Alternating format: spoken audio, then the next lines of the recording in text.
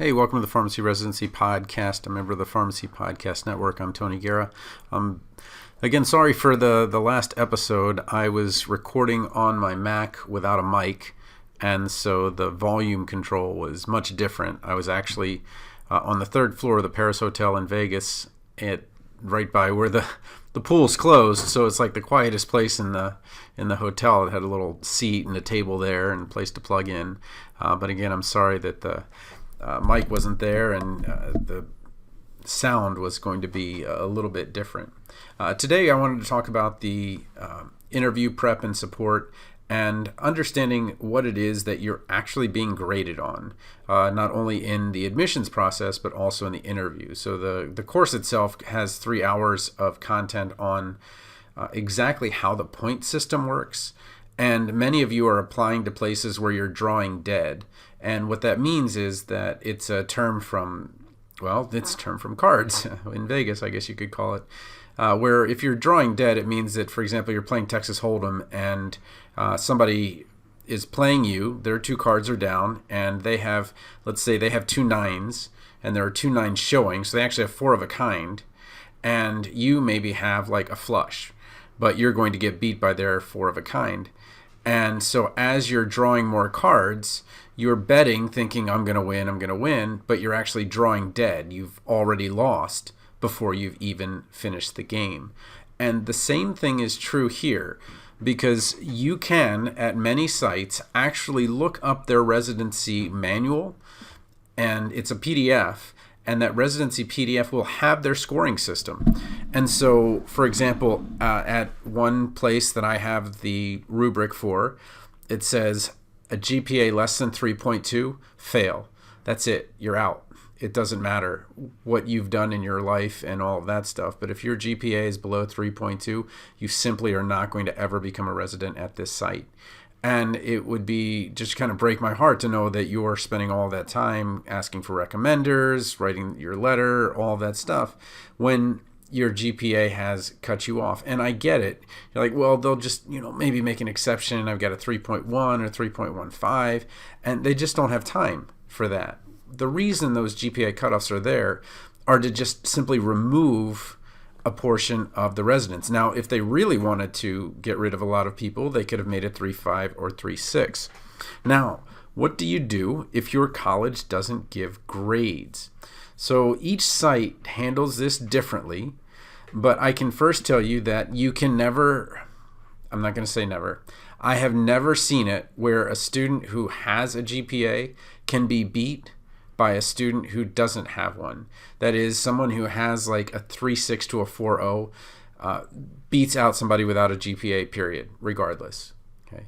Now, how do they score someone, though, that doesn't have a GPA? It's not their fault they went to a school without a GPA. Well, actually, it is. They applied to it, and maybe they didn't think to read the fine print like, hey, we don't give grades here. But the way that one does it is they say, okay, well, if you have a pass, that is, you've passed your classes, and you're a member of Rogue High, or that school has what's called a high pass, HIGHPASS, saying that your work is above and beyond. That might get you like a 3 out of 4 instead of the 4 that somebody with a GPA would get. And then you might get a 2 out of 3 if you just have a pass. And then if you have a fail, obviously, that would be a fail. So they would probably give you a 3, a 2, or a 0, something like that. But again, all of the rubrics are a little bit different, and it kind of depends on where you're going, but you're generally at a disadvantage if you don't have a GPA. Okay. But you still can kind of move up there. So let's talk a little bit about what's in this course and how it kind of affects you in terms of what's going on. So I should probably mention the 2 different ways that you can do this. So you can either just do the course and you'll get 6 months of email support from me. So if you're someone who isn't working with me on their letters, you can email me questions as you're kind of going in and saying, okay, well, I've got this conflict. I've got to choose and decline one interview. Which one should I decline? Or I've got only one interview. What should I do to best prepare for it? Or this one was kind of crazy, but I've got this many interviews. Which one should I cut out? Okay, and they had so many interviews that their site was unwilling to let them go to all the interviews because they had so many. They said that they would fail the Appy if they went to that many interviews, which is kind of counterintuitive when you think about it. If you want to do it for $295, you can have 2 hours of phone support if you're someone that wants to talk on the phone about these issues and things like that. I've even had it where someone recorded one of their and we've done this a ton of times actually, but they'll record their first interview that they have with somebody that was by distance, and then they'll play the interview, and I'll listen to it as part of that 2 hours, and we'll kind of go over what could improve in that interview. Or they'll have a mock interview at their school, and they've gotten feedback from their professors, but they want feedback from me as to, what can I do better.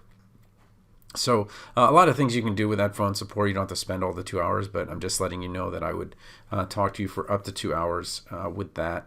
But that's something that maybe 2 dozen people will do during the residency season. Okay, well, let me talk a little bit about how you get ranked. So your application goes in, you've sent all that stuff in, what's going on? So I have a first, how do you compare to other candidates, and then kind of conducting a clinical match analysis and how to do that. But I want to break down kind of some of the goofiness that you're going to see when you're on there. So one of the first things that they'll actually assess is something that's very tough to quantify, and that's how motivated are you. And you almost feel like you want to be careful with this because you don't want to say, in this Appy, I found residency, that is my calling. Yeah, I get it. You had that epiphany and you want to share it, and that's exciting. But what you want to do is maybe make sure that you have that within the context of something that's going to be clear for what are your 5-year goals, or what are you going to do next. So, indicating the type of board certification that you're getting, showing them that that BCACP means ambulatory care. Showing them that you're kind of part of the deal. Maybe one less in terms of that would be, you're good with patients and you're good with other people, but they're a little bit unsure about what you're going to do. And this is why I really recommend not putting multiple specialties as what you want to do, because if you say, I want to do emergency medicine or critical care or infectious disease, well, that's kind of muddled. And so you could be great on paper with the patients, but that kind of says your motivation for one single area is a little bit low. If you don't even indicate what you're going to do afterwards, and then they might put that you have motivation, you've done a lot of things, but they don't really know where you're going after you're done. So you want to kind of make clear in some way or another where you're going. And then, obviously the lowest score would go to you. They have no idea why you're doing this. You're in retail and you want to get the heck out of retail, and you just know you don't want to be in retail, but you don't necessarily know what you want to do with residency. Next part is how have they communicated with you in writing? And you have to be very careful here, because not only with your letters of intent, but also did those additional questions, like I know UNC has additional questions, did those additional questions have perfect spelling, grammar, and sentence structure? Was the writing engaging? And was your vocabulary varied?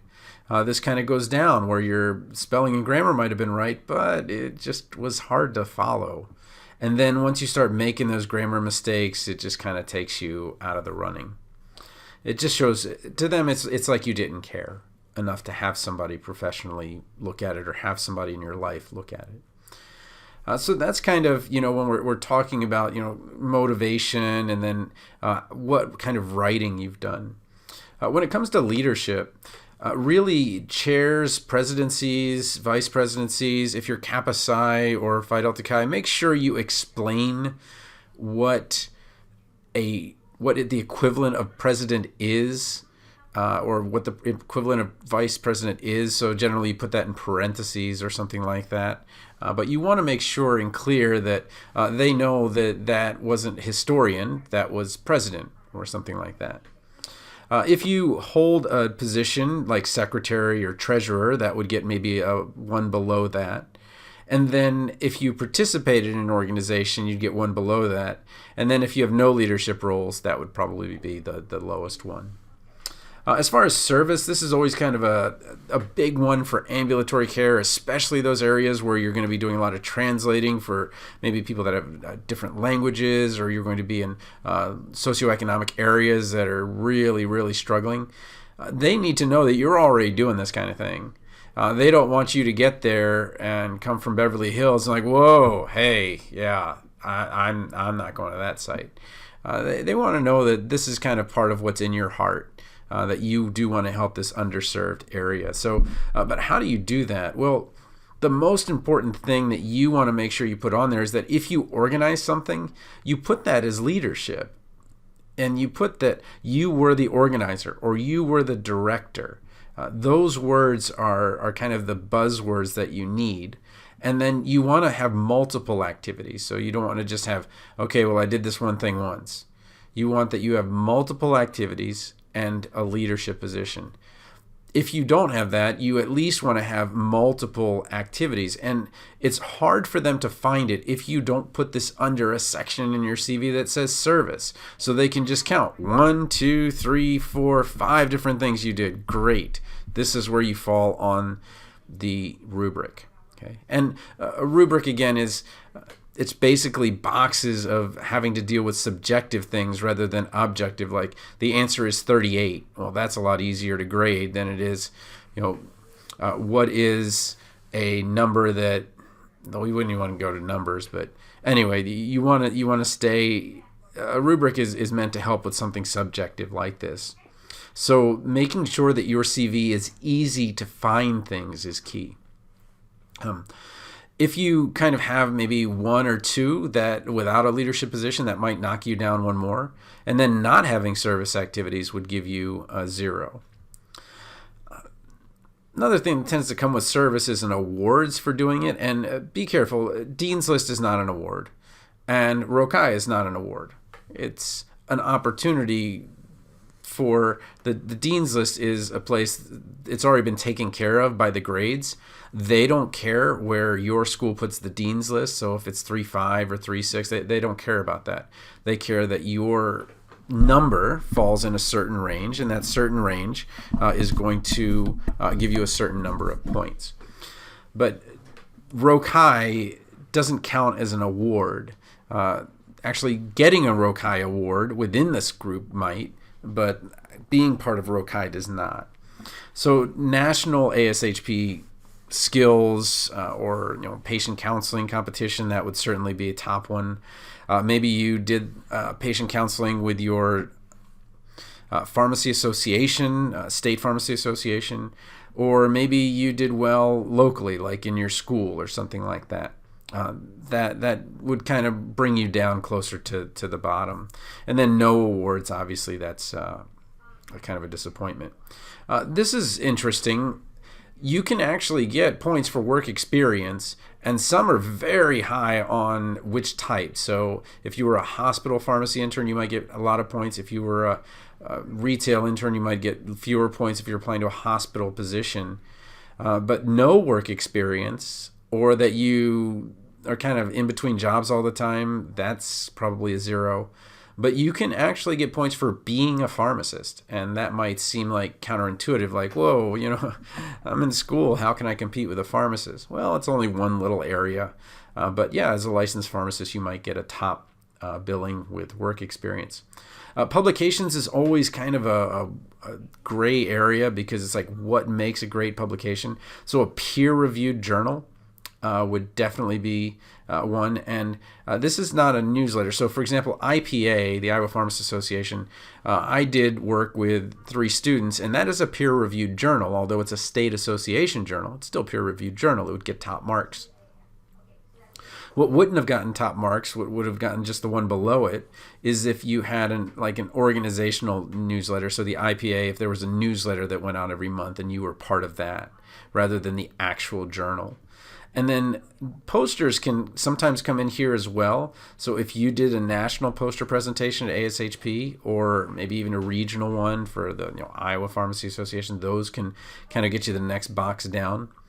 And then if you were in a job where you were part of the newsletter at that job, you would get one. Or maybe part of your pharmacy employment is writing and you have a publication.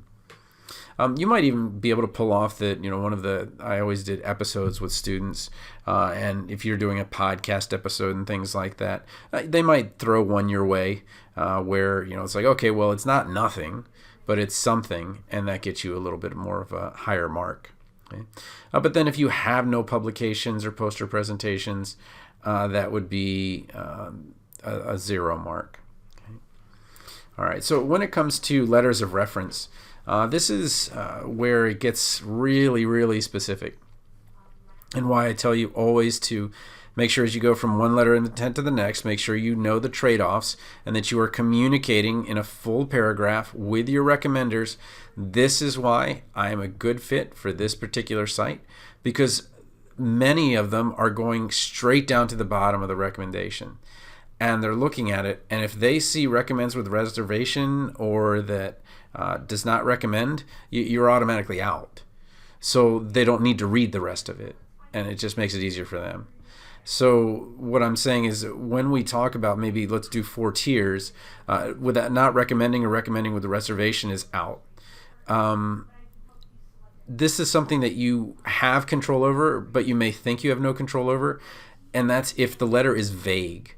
So if the recommendation is vague, like, yeah, they're strong at patient care and this and that, but they don't give any examples or things like that, that's where you writing the recommender and saying, hey, just a reminder, these are all the things that we did while I was there, and these are my strengths, and these are the weaknesses that I've improved, and these are the kind of the unique things about me, following the recommendation document that I have in the LOI course. And just going over those things to remind them. A lot of you are separated from the RPDs. A lot of you are maybe getting recommendations from people that haven't seen you very much. So it's your responsibility to tell them what you did so that they can put it in there. And I have heard over and over again of people like, okay, well, look, just write the recommendation and I'll sign off on it. And what they're basically saying is, here, write your own recommendation, what you feel that you were strong at, what you were weak at, and all of those things. And I can tell you that when it comes to point value, and I talk about this in the course quite a bit, that first part, the writing and the motivation, is about a quarter.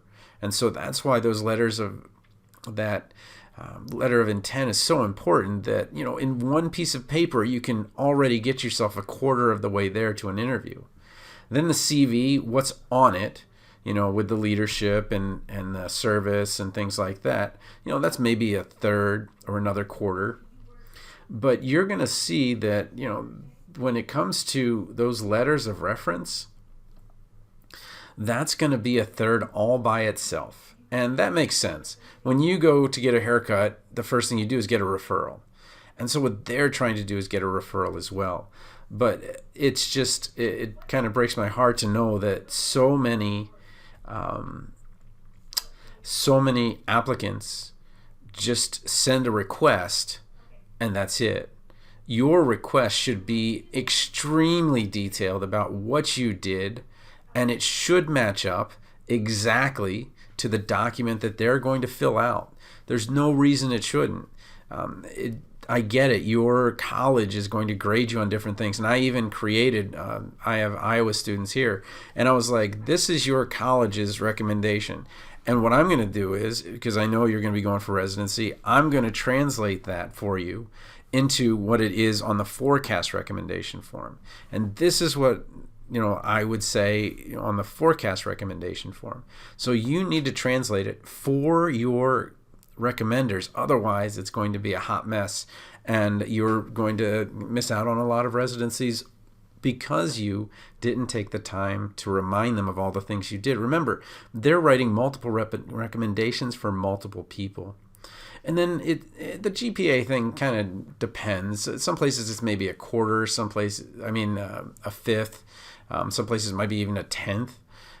But the GPA can exclude you. And so they're just saying, look, we're going to drop the bar to B. If you didn't get B's or higher, then that's just, I get it. You might have had a bad semester that brought you down, but we just have too many applications. So it's not uncommon to see kind of 3.2 as a place that a lot of places like to put. So above 3.2 is you're good, below you're not. And then to actually give you like, okay, we'll give you 1 point for 3.2 to 3.3, and then 2 points for 3.3 to 3.6, and then 3 points for 3.6 to 3.7, whatever it is, and so on. So the course goes through all of these, and you can have, there's a couple of free previews. One, how to break down the interview day. So that's the actual day, and that's a little bit ways off. But then how to earn 8 residency interviews in the first place. And I thought that was just kind of one of those videos that was just really, really to the heart of understanding what you need to do. And then I also talk about the 2 types of questions, so Rockstar and Race Star. So there's questions that you're going to get that are going to be behavioral, and then there's going to be ones that are more factual. And the way that you remember exactly what to write is to use those mnemonics to help you. So again, that's the Rockstar Residency Interview and Support. For the regular, I'll give you 6 months of email support where, we'll talk back and forth. You'll be like, okay, I got these interviews to this place, and this place. And then these are what I'm thinking for rankings, and what do you think? And we can talk a little bit about that kind of ASHP algorithm that it favors the applicant, but still, and I get the way that people put it is, oh, you definitely want to put the place that you want the most. Okay, well, let's say you got a great an interview at Hopkins or Yale, but afterwards you just felt like it just didn't really go well. Well, that doesn't mean that if you want to go there that badly and they show little interest in you, that you should put that top. You should want to go to a place where you do match, where they want you as much as you want them. So again, I go through 3 hours, and I know that seems like a lot of time, but you can listen to it on your earphones or whatever. But I just really can't believe how many applicants with what they paid for school have not been taught what it is that actually gives you points. And they're kind of just shooting blind at a bunch of different sites, like they're at a buffet and like, okay, well, I want some of that, and that. Where if you do a little bit of research, look at their manuals, you can figure out that, okay, I have a really good chance of getting this one. I have a decent chance of getting this one.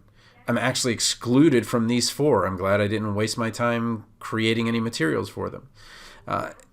That's the kind of thing that I really feel like is missing, because we went from a semester in being in practice. So in the bachelor's, it would be 2 years of pre-pharmacy, 2.5 years of didactic, and then half a year of practice before you went out there. And now that you've got a whole year away, I just feel like they've kind of let you go too much, and that it would really help you to have that group of coworkers or peers that are helping you along and telling you kind of what they're running into. Because I'll talk about this briefly, but this is kind of the thing. There's an expectation that because you got an interview, you've got a true chance to get it. And in some cases that is true, but in a lot of cases, the issue is that your school just isn't prestigious enough. And the prestige it comes more from the Appy students before you. And that seems very unfair. But the thing is that there's a lot of ties. And what I mean is that when the applicants come in, you still are like, oh, man, I would take all 4 of them. And then it just comes down to, all right, well, this one's from here and this one's from there, and we really didn't have a good experience with that, student from there. So I guess we'll go with this one. And it's just kind of a way of doing it that I don't agree with, but under the time pressure, that's just what happens.